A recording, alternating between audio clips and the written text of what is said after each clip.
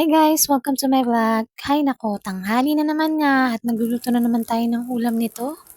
Parang kakatapos nga lang namin kumain pero ito magluluto na naman ako. Tahong nga yung iluluto ko ngayon at sasabawan ko nga lang to. Medyo maliliit nga lang tong nabili ko. Okay na rin dahil para makain agad ng anak ko. Kumakain naman sila ng ganito. Sinimulan ko na nga agad yan, linisan isa-isa at dahil nga binabad ko yan sa tubig, madali ko na lang natanggal yung pinakahibla niya. Kayo, anong luto ba ng tahong ang ginagawa nyo? May napapanood na ako na masarap din sa tahong yung buttered, kaya lang maliliit lang tong nabili ko. Sunod ko naman ngang hinanda yung sibuyas, bawang, tsaka luya. Sinimulan ko na nga rin yan balatan para naman makapag-ready na ako ng pagluluto ko.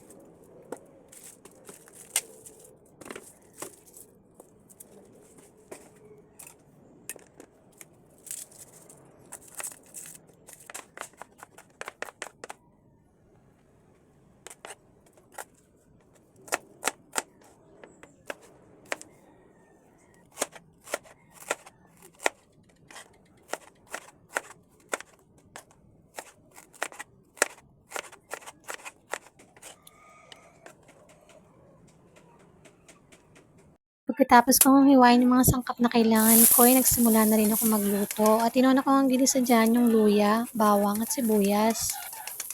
At dahil nga wala akong dahon ng sili, meron naman ako ditong sayote, yun na nga lang ang binalatan ko. Pagkatapos ko nga mag-isa ng sibuyas, bawang at luya, ay sinunod ko na nga itong tahong. Ginisa ko nga lang dyan yung tahong, tapos sinabay ko na rin dyan yung sayote. Dahil nga madali lang din yan maluto. Dahil nga pakukuluan ko na yan, ay nilagyan ko na yan ng isang basong tubig. Mas maraming ang sabaw, mas masarap. At syempre, nilagyan ko na rin ng paminta at saka patis, pampalasa. Sinabay ko na nga rin magsaing dyan at para naman mamaya wala na akong gagawin. Habang nga inaantay ko kumulo yan, nagtimpla nga ako dito ng juice. Tang na grapes nga yan. At pagkakulo nga ng tahong ay nilagyan ko naman to ng isang bote ng Sprite. Mas masarap daw kasi pag merong ganito. Konting pakulo na nga lang to at malapit nang maluto. At yan, malambot na yung ating sayote at luto na rin yung ating tahong. May naririnig na ako dyan sa labas kaya naman sinilip ko. Ito palang mga alaga ni Papa. Mukhang gutom na nga sila. Kita nyo ba yan? Iba-iba yan. Marami pa sila. Pinatay ko na nga yung apoy dyan at dahil luto na rin yung kanin ay naghanda na ako ng aming pagkain. Naalala ko nga na masarap din pala yan pag may sausawan na patis. Kaya naman gumawa ako ng sausawan. Pero kukuha nga tayo ng kalamansi sa labas dahil wala nga akong kalamansi dito sa loob ng bahay. Dito nga sa amin, hindi mo na kailangan bumili ng kalamansi dahil puno ang kalamansi dito. Susungkitin mo na lang.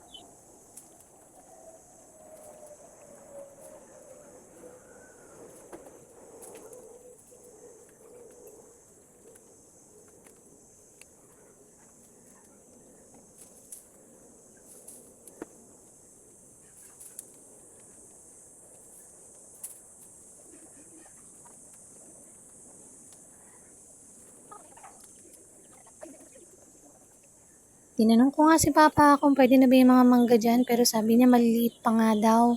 Sayang, parang ang sarap pa naman gumawa ng ensalada.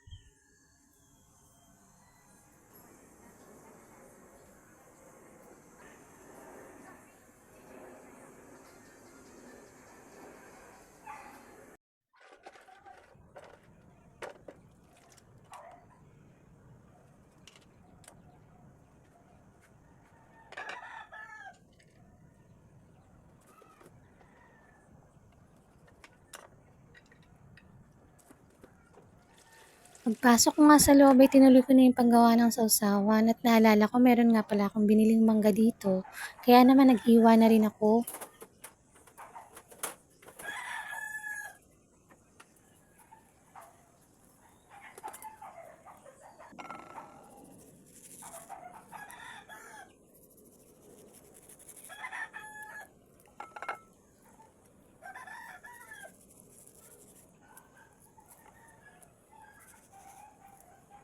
At handa na nga po ang aming tanghalian. Yun lang, bye!